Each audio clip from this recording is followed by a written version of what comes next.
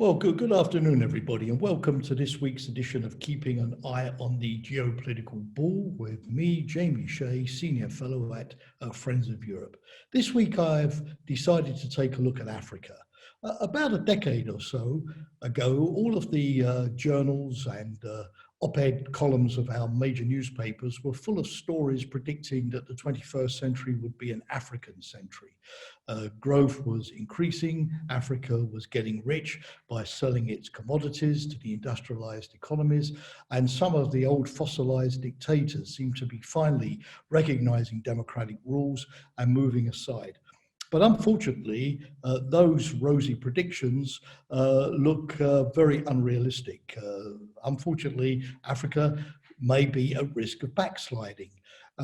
We're looking very much at the COVID-19 crisis, of course, at the moment, and its impact on Africa. The IMF has estimated that sub-Saharan Africa will take a 3% drop in its economy this year, which will mean per inhabitant of those regions a 5.3% drop in real terms. Africa, of course, has got fragile public health systems. Even reports now that many young Africans are not able to go to school because their parents can no longer afford the costs. But beyond the immediate preoccupation with the impact of COVID-19, there are three other things that are preoccupying me this week. One is the risk of famine and hunger. Over the weekend, David Beasley, who is the director of the World Food Programme, which has just won, as everybody knows, the Nobel Peace Prize, was reporting that 135 million people are at immediate risk of famine and starvation, and a further 130 million are getting close to that brink. And 2/3 of the 36 countries that the World Food Programme is currently monitoring are on the African continent. The World Food Programme has called for an immediate injection of $15 billion to try to deal with this impending crisis. Western governments that are, of course, cash-strapped because of the impact of COVID-19 and their deficit financing may find it difficult to give this money. But David Beasley, interestingly, put forth the proposal that all of those billionaires who have done very well on the back of COVID-19, for example, in the tech companies, for example, in pharmaceuticals, for example, in online shopping and sales, might like to dip into their deep pockets, like Bill Gates has done over the years, to finance this additional funding. The second challenge is the return of conflict. Again, just a few years ago, we were very optimistic. The conflict in South Sudan had come to an end. For instance, Ethiopia and Eritrea had ended their conflict, and the president of Ethiopia, Abiy Ahmed, was awarded the Nobel Peace Prize for those efforts. The fighting in Libya recently seemed to come to an end on the back of a UN-sponsored peace agreement. But of course, today we're looking at an upsurge in violence in Ethiopia as it moves against its renegade province of Tigray, with already 20,000 refugees fleeing into Sudan.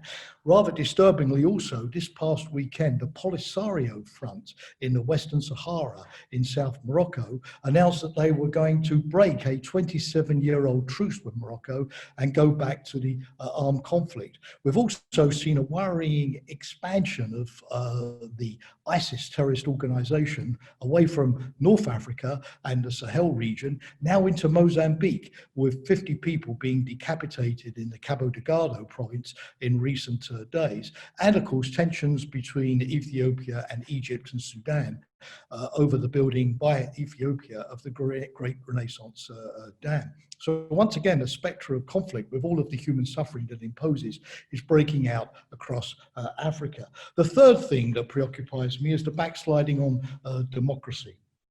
Again, a few years ago, some of those old dictators seemed finally to be on their way out, like Bashir in Sudan, like Bouteflika in Algeria, or like Daniel Arap Moi in Kenya. But let's take just one little example, one country in Africa, Zambia. Back in 2012, this was the great economic success story of the continent. The first African country to enter the international bond market with a debt rating at that time even better than Spain. But over the last 5 years, that debt has gone from 12% of GDP to 120% of GDP. Growth has sunk to around 1%. Now, it's easy for the president of Zambia to blame all of that on the impact of COVID or the economic downturn. His name is Edgar Lungu. But there's also evidence that his own mismanagement of the economy is largely to blame, moving against the mines, deterring Western investment, arresting opposition leaders, clamping down on the media, firing the head of his central bank for refusing to print money, and now cancelling the electoral roll and asking all of the Zambian voters to re-register within 30 days to participate in the presidential elections next year. That clearly is an effort to make sure that he is able to engineer himself back for another term. I use Zambia as an example, but of course there are many others where over the last couple of weeks, African leaders like in Ivory Coast, like in the Gambia, like in Uganda, like in Tanzania, have announced constitutional changes so that their presidents can stay for a third term, a fourth term, and who knows how much longer. Too many countries are heading in the direction of Zimbabwe and not in the direction of Tunisia and Morocco. So what can we do to prevent this unfortunate reversal in the tides of fortune of the African continent? Well, first, South Africa, of course, has a key role to play. It's the economic powerhouse of the continent, and if it can move, as its president, Cyril Ramaphosa, says he is now going to do, against corruption and what we call state capture, he will set, and South Africa will set, a very good example for the rest of the continent. The second thing is the African Union has to step up into its role as a mediator of the conflicts and intervening where dictators are overstaying their welcome, and clearly remind them of the rules of democracy to which they have signed up. The EU needs to develop a strategy for Africa as part of its new geopolitical ambitions. The International Monetary Fund, which is always called upon to bail out mismanaged African economies, has to insist that those bailouts must go in return for substantial political and economic reform. Tough economic decisions can only be taken by legitimate governments.